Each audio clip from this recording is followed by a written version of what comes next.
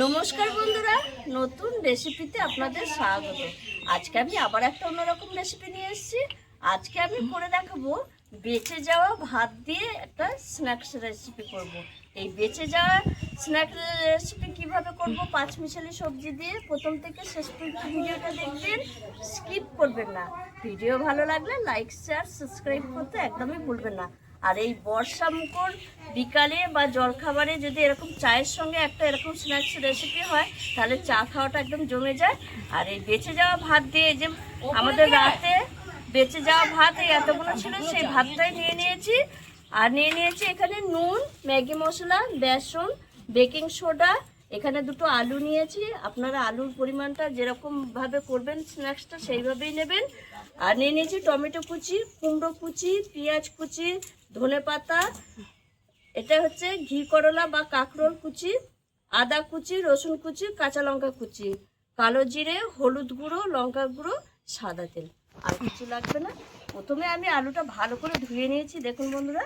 এবার আমি একটা ছোট গ্রেটারে ভালো করে একটু গ্রেট করে নেব। আলু দুটো আমি গ্রেট করে নিয়ে নিয়েছি। প্রথমে এবার যেটা আমি দেবো, বেঁচে যাওয়া ভাত, এটা রাতে বেঁচে যাওয়া ভাত। এরপর আমি দিয়ে দেবো আলু, গ্রেট করে রাখা আলু। এই আলুটা আমি একবারে ধুয়ে নিয়েছি বলে ধুইনি, এমনিই ভালো লাগবে খেতে। এবার আমি এক এক করে সব উপকরণ দিয়ে দেবো। টমেটো কুচি, আদা কুচি, রসুন কুচি, কাঁচা লঙ্কা কুচি, ঘি করলা কুচি, ধনে পাতা, পেঁয়াজ কুচি আর কুমড়ো কুচি, সব কিছু দিয়ে দেবো। আর দিয়ে দেবো স্বাদ মতো লবণ,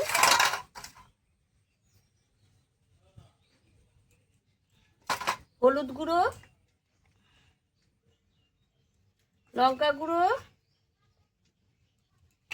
বেসন,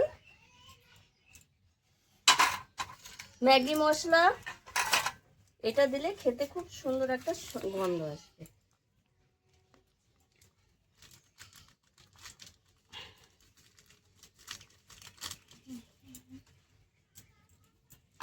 কালো জিরে দিয়ে ভালো করে আমি সবকিছু চটকে চটকে একটু মেখে নেব। ভালো করে সবকিছু বেঁচে যাওয়া ভাতের সঙ্গে মেখে চটকে নিয়েছি। আর এদিকে কড়াই বসিয়ে আমি কড়াই গরম করতে দিয়েছি, সাদা তেল দিয়ে দিয়েছি।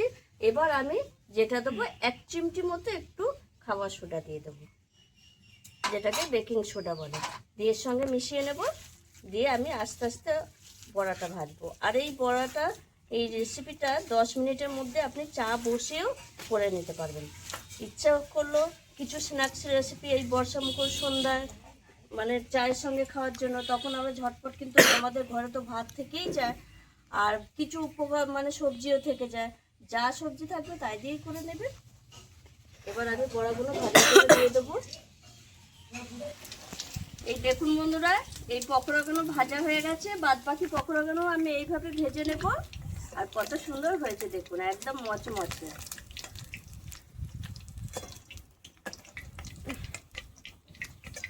কালারটা দেখুন, আর কত সুন্দর একদম মচমচ করছে। এবার আমি এই বাদ বাকিগুলো ভেজে নেব। দেখুন বন্ধুরা, পকোড়া সব ভাজা হয়ে গেছে, তুলে নিচ্ছি।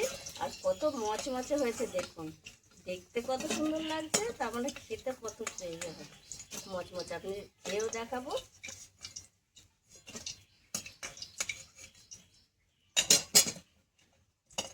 এক থালা পকোড়া, এই দেখুন কত সুন্দর হয়েছে দেখুন, অসাধারণ। চায়ের সঙ্গে এরকম একটা স্ন্যাক্স হলে তো জমেই যাবে এই বর্ষামুখর সন্ধ্যায় বা জলখাবারে। আর কত সুন্দর হয়েছে দেখুন বন্ধুরা, এই দেখুন আমি খেয়ে দেখাবো। আওয়াজটা শুনেই বুঝতে পারছেন কত সুন্দর হয়েছে, কত মুচমুচে হয়েছে আর কত টেস্টি হয়েছে। বেঁচে যাওয়া ভাত দিয়ে আপনারাও এইভাবে 10 মিনিটে ঝটপট একটা স্ন্যাক্স রেসিপি করে খাবেন চায়ের সঙ্গে বা ডালের সঙ্গে। এটা ডালের সঙ্গেও খুব ভালো লাগে। আর আমি যেভাবে রেসিপিটা করেছি একবার খেয়ে দেখবেন, দিয়ে আমাকে কমেন্টে জানাবেন, অসাধারণ লাগে। আর আমার এই রেসিপিটি যদি আপনাদের ভালো লেগে থাকে, তাহলে লাইক করবেন, শেয়ার করবেন, সাবস্ক্রাইব করবেন। আবার দেখা হবে আগামী ভিডিওতে।